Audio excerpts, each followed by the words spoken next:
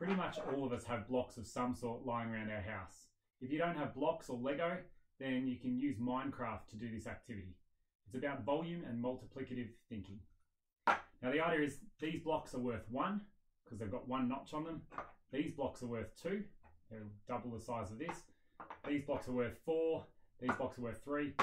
Whatever the block you have, its value is determined by how many notches are on it. Now what you've got to do is create towers, and those towers have to have a specific volume. I've chosen a bunch of numbers and there's some worksheets which you can download in the comments. But for this first activity, we'll do just a tower with a volume of 6.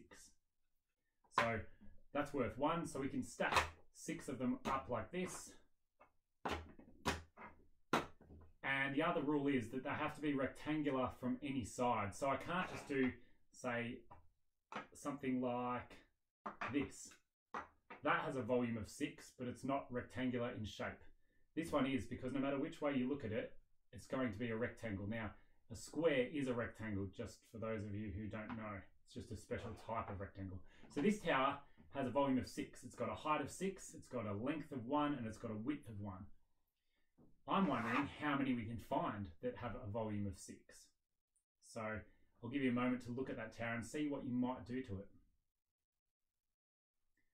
All right, so you might have discovered that you can put 2 together like this, and then you'd have still a volume of 6, but now the dimensions of the tower have changed. The height is now 3, the length is now 1, and the width is now 2.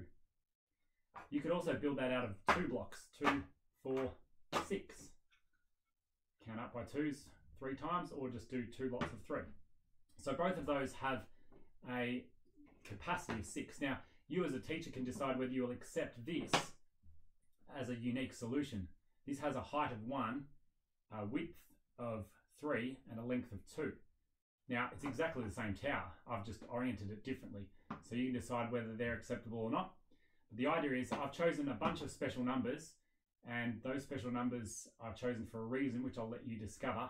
But out of those special numbers, you've got to create as many unique towers as you can. Once you've downloaded the worksheets via the link in the comment section, you can get your learners to fill out their towers and what they've discovered by either taking a photo of their tower or by representing it 3-dimensionally, so making a drawing, or if they're using Minecraft, they can take a screenshot of their tower.